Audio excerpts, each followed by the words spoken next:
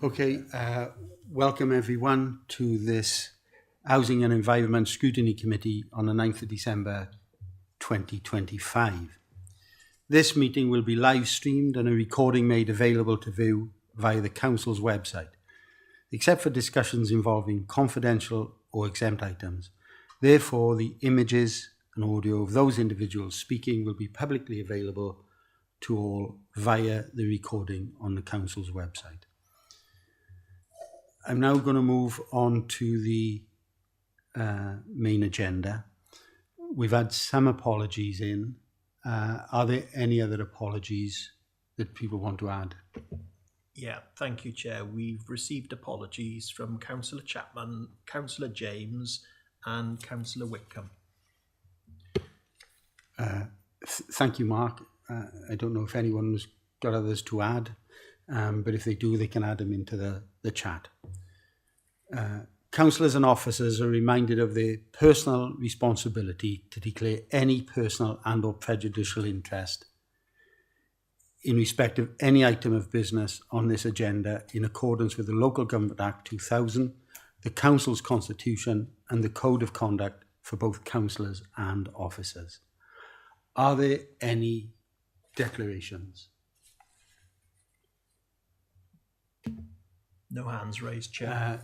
Thank you, Mark. Item 3, to approve and sign the following minutes. If you can check the pages for accuracy of the meeting held on the 28th of October 25 on page 1, page 2, page 3, and page 4. If you're happy with those, can I have a mover, please? I'll move. Thank you, Councillor Ingram-Jones. And a seconder? I'll second. Thank you, and we can now take that to the vote.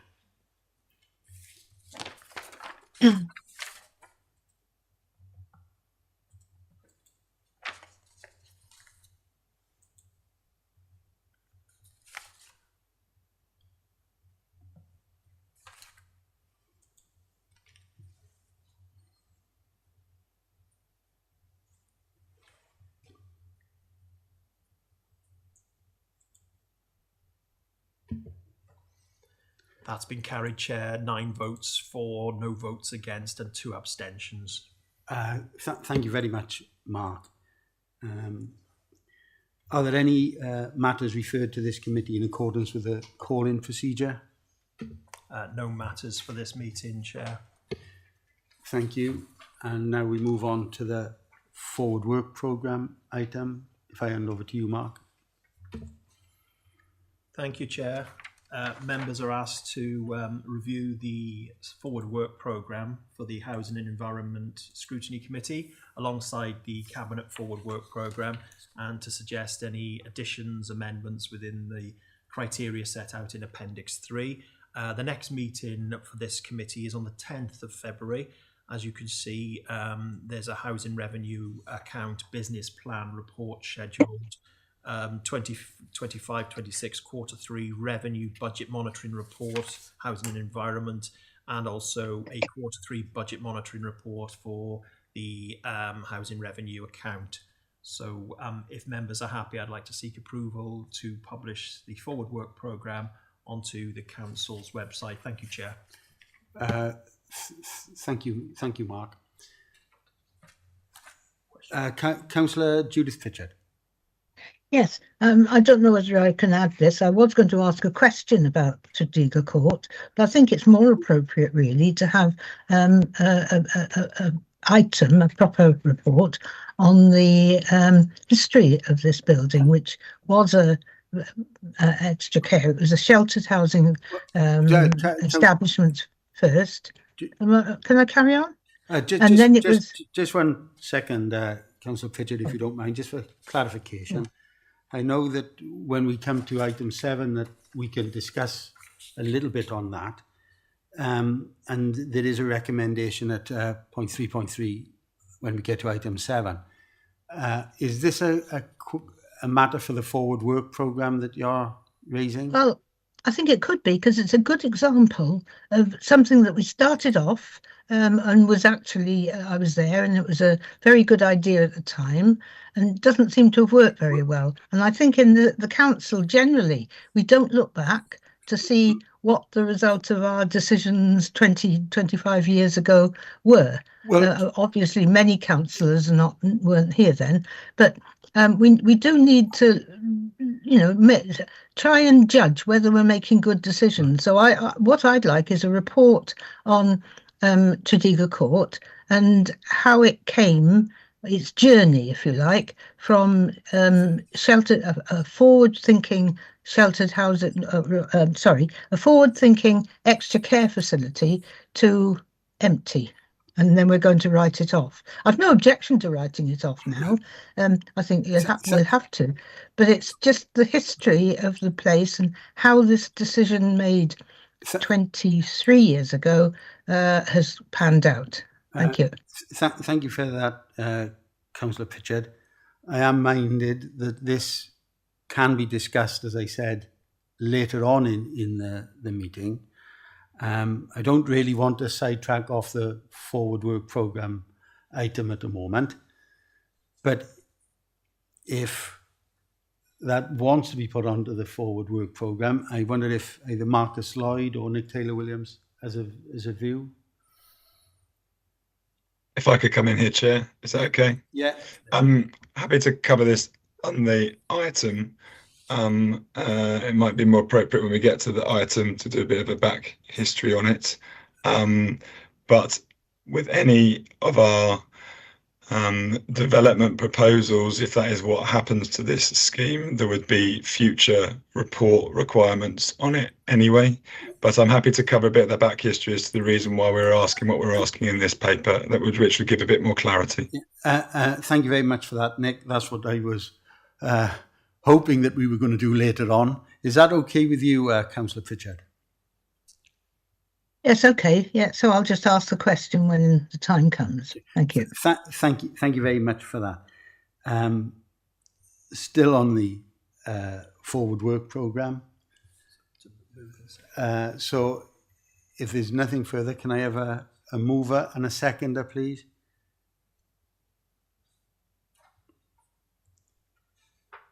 I'll move. I'll second.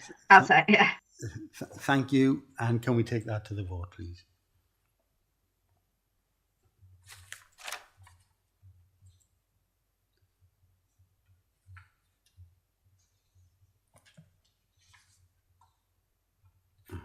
For some reason, my cursor won't move.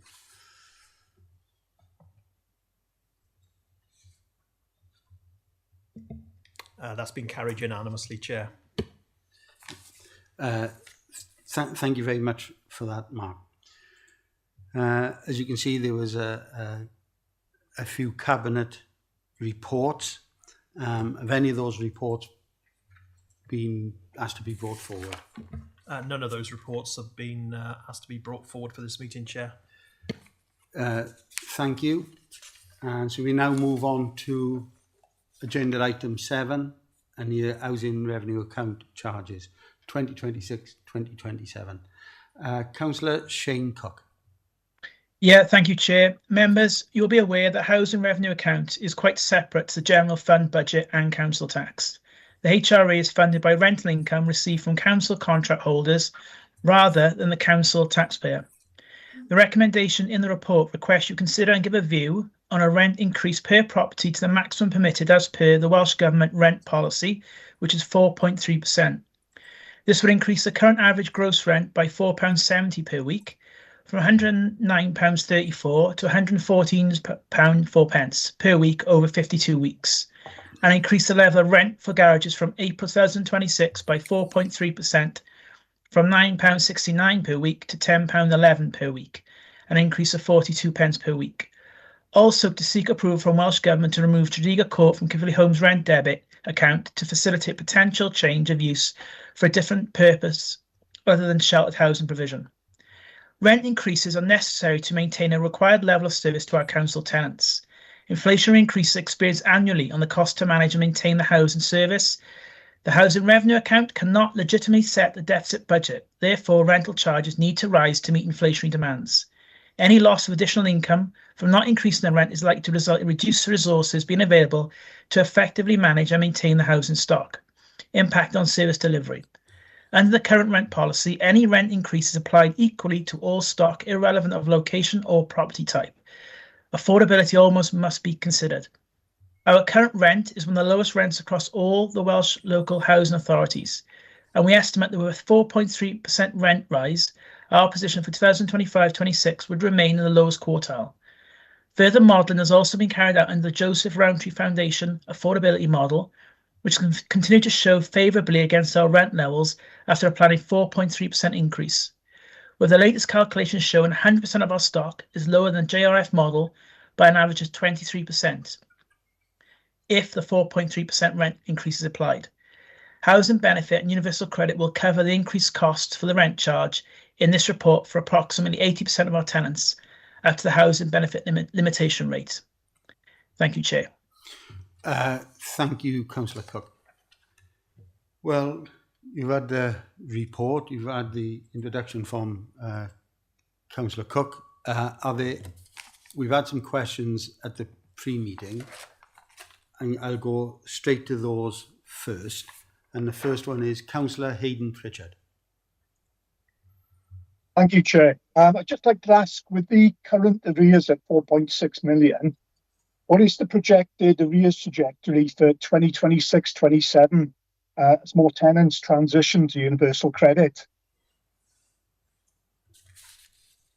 Thanks, Councillor Pritchard. I haven't got the exact projection here because it's an unknown quantity really in terms of universal credit, because as some of you will be aware, universal credit is the change of the benefit system that was brought in a few years ago, and it was gradually brought in, and it's down to individual customer tenant approach to universal credit and how they address how they utilize that. And so it's how we work with each of the customers and each of the tenants to do that. So it's quite difficult to do a projection of that.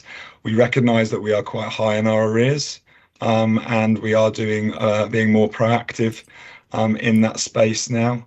There's been some movement in the kind of way that we can do that, in terms of we were split towards trying to support tenancy sustainment, but we do now recognise that there's got to be a good balance with the level of income that we need to generate as well. So we're shifting some of that team's balance towards looking at rent recovery. As much, we're still obviously supporting tenancy sustainment, and we don't want anyone to move into such bad arrears that it puts pressures on other services like homelessness. We need to support our tenants, but we do recognise that we need to be more proactive in the way that we recover our arrears. But it's very difficult to put any trajectory on the arrears going forward, given the nature of universal credit. Leslie, did you want to come in there? Thanks, yes, if I may. In the business plan last year, we did put an increase of about 0.5% on the bad debt provision, which covers the arrears increase going up. So we did make an assumption on that, exactly what you said, Nick, but it is very difficult to project. We did also send a report to Scrutiny about a year ago in September, I think, on the universal credit impact, and we estimated about 5,700 would be going to universal credit by the end of December 25, and I think the latest count is about 5,594. So we are there where we estimated. So I think by the time we get to the end of this month, we may have a bit better idea of who is on universal credit and do a better trajectory. And we will be doing a business plan, which will be coming through on the forward work programme. So we will include those figures on there as we do the calculation. Thanks, Leslie. That's absolutely right. It is still the level of uncertainty in terms of how individuals who have transitioned to universal credit approach that change in the way they receive their benefits. Thank you very much for that, Nick and Leslie. I go to you now, Judith. Well, before we go down the discussion about Tredegar Court or some of the other issues, I know you had one comment about rent charges. Can we keep it on this area of examination first, and then if Councillor Jones is linked to this, I'll come to you, Councillor Jones, and we'll explore the bit about Tredegar Court afterwards, if that's okay with you, Councillor Pritchard. Judith? Yes, on the rent charges, I mean, if we're making a comment to the Cabinet, which is what we're expected to do, I would say that really this is we can't do anything but agree with the suggestion that we go to the maximum, because our rents are low anyway. I think we're in the fourth quartile. We've seen that arrears are increasing, which is a surprise in a way, because actually council tenants in Caerphilly County Borough do have a very good deal compared with private tenants and housing association tenants. I mean, our council house rents are pretty low compared with anything else. So personally, I would be happy to recommend to Cabinet that they increase our levels to the maximum. And I think really it's a bit odd that the Welsh Government have to regulate this. I don't know whether they regulate housing association rents. So that's my comment on the rents. But then I did have one on garages and one on Tredegar Court. So I'll do that later. Thank you very much for that, Councillor Pritchard. I don't know if you wanted to add anything there, Nick, or if not, I'll go to Councillor Dorningham-Jones. Okay, and when you were talking about the change to universal credit, I wondered if you were bearing in mind that universal credit is paid in arrears. So even those who seem to be up to date with their rent, when they do the transition, they're going to look as if they're in arrears on their account for the majority of the time. So is that being taken into account?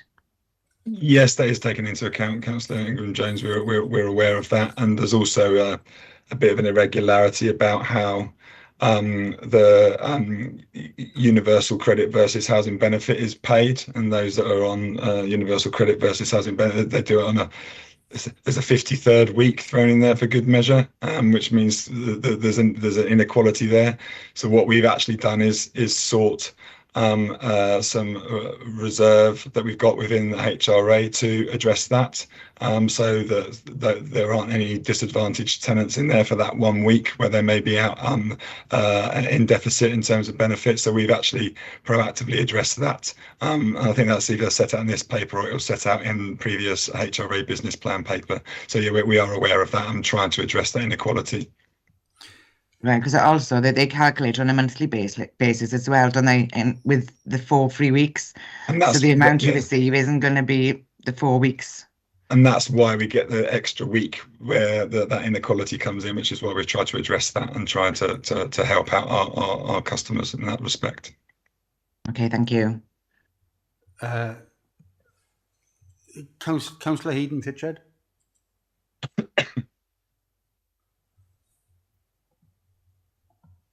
Thanks, Chair. Just one more. Just thought of how effective has the no evictions due to affordability voluntary commitment been, and has it created any financial pressures for the HRA? A good question. Not particularly. We go through a big process in terms of taking stages with our tenants in terms of where they are with their arrears. We would never kind of follow through on that restriction that the Welsh Government put in there. We would always talk through that with our tenants. We would never evict just on rent arrears alone. We would always work with the tenant to go through many phases of how we would wish to get them to kind of work with a payment plan with us to understand all the different ways we could work with them, as long as they proactively engage with us. The only ones that we'd really take through the process is that they won't engage, they're not proactive, the arrears are mounting up and mounting up and mounting up, and we almost use formal processes to get them to engage with us. But just having that no fault eviction, I think that's almost reciting practices in the private sector, and Welsh Government just wanted to write that down to make sure that's a requirement in terms of how we manage our rents and how we manage our rent account, how we manage our tenants going forward, or in practice generally. Thank you very much for that, Nick. Before I go to you, Judith, can I just make one reference to page 29, and it mentioned the consultation, and it says that the number of consultees dropped quite significantly compared to last time. Is that a concern for us, how the tenants engaging with the consultation? I'll come in there, sorry, just to jump in. I'd like it to be more. We've tried ways and means of engaging more proactively with our tenants on various levels of survey. I think we've had other papers presented to Scrutiny around the tenant satisfaction survey, and we actually got the last tenant satisfaction survey, we did have a better response rate. This has always been relatively low. I'm not sure reasons why. Partly maybe that people haven't got a major issue they want to complain about the rents because they are quite low, so the engagement level on this isn't that great. But it's quite a good insight into how people think we are spending our rent. We've tried to, in the most recent survey, articulate it in a slightly different way. So the most recent rent survey that we went out, we've tried to split it out to how every penny in the pound is spent to make it a bit more real.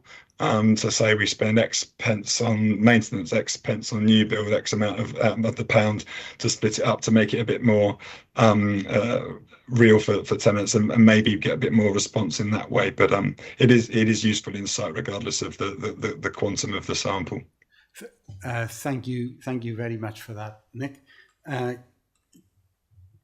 Go to go on, Councillor Woodland. Is it on this area of focus? Yeah, it's basically a question of it might be a parochial question really, because I'm just going on the background of tenants that I know in Horeb Court in Trinant. They find that they pay more rates for less service. And I'm just wondering how that's sort of squared with the residents, really. Thank you, Chair. I'll just come in there if that's okay, Chair. So Horeb Court is, as I understand, one of our older persons schemes, and there would be a service charge linked to that scheme because there's additional services that we provide there. The majority of our schemes are not, majority of our tenants, contract holders, there isn't service charges. There's only service charges linked to the older persons scheme. I'd need to see the specific issue to be able to answer that more fully, Councillor Woodland, but the distinction there is that that's an older person's scheme and that has a service charge element, whereas the majority of our other general needs stock doesn't. Thank you very much for that, Nick. Thank you. I will now turn to Councillor Judith Fitcher. I hope you didn't mind me calling them in on that theme, Judith. I know you had a question on garages, and then we'll go on to Tredegar Court. Yes, I'm wondering whether does Welsh Government tell us how much we can increase the rent for garages? Because to be honest, a lot of garages are not rented by council tenants, and I'm not quite sure why the council has still got garages. So that's one question. And the other one was we have spoken in this committee a number of times, I think, about possibly knocking down some of the unused garages to make way for factory built modular items for homeless people or even families, really, because some of the new methods of construction houses are pretty good. So can we know where we're going with garages? Thanks, Councillor Pritchard.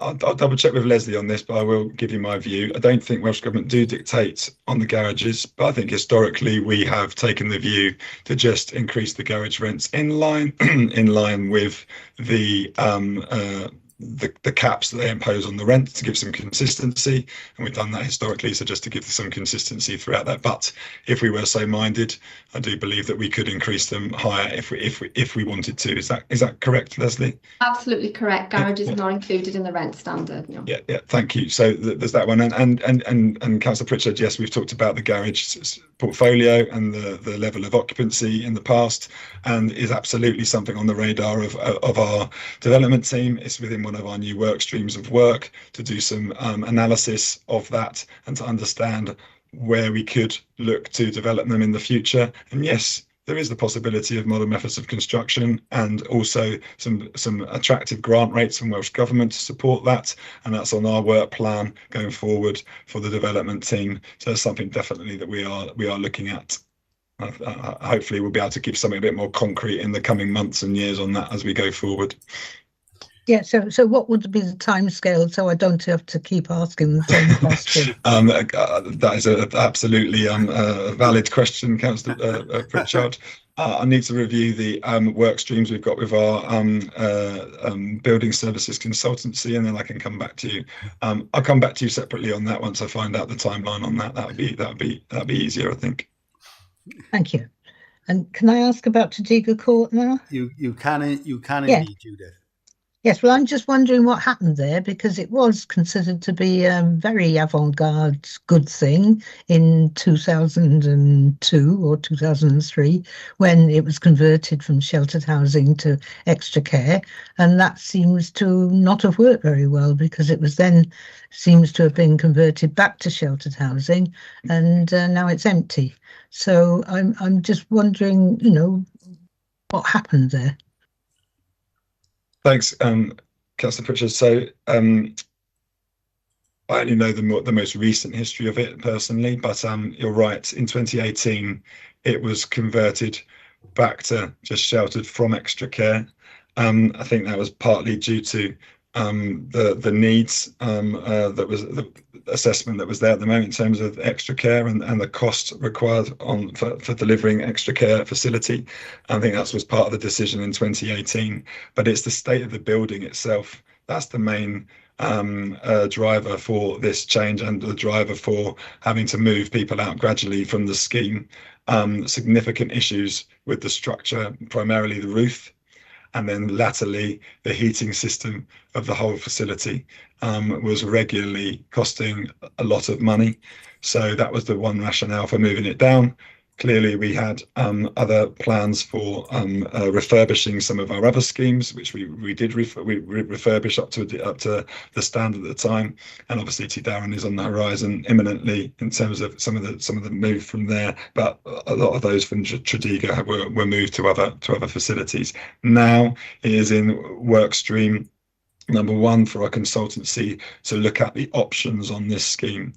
It may be that the options come back and say, give us a cost envelope for refurbishing the property, so changing all the heating system, so sorting out the structural issues, and that may be the most cost-effective option.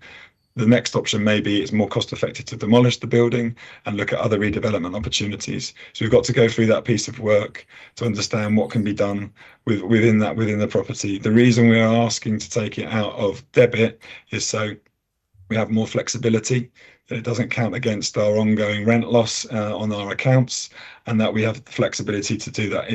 Likely that it will come back into use in a different guise, but there's going to be a period of time of which we need to do the options and then any works to do that. So we're just asking to take it out of debit and ask Welsh Government to do so. So it gives us that flexibility over the coming years while we agree and deliver what is going to be the provision on the site. Thank you. Thank you very much for that, Nick. That was quite clear and comprehensive. Are there any other questions or comments? Well, if not, then the recommendations on page 20 are at paragraphs 3.1, 3.2 and 3.3. So do I have a mover for the recommendations? I move, Chair. Councillor Adams. Thank you, Councillor Adams. And the seconder, I didn't catch that. Second. I'll second it, Chair. Thank you. That is moved and seconded, and I now move to the vote.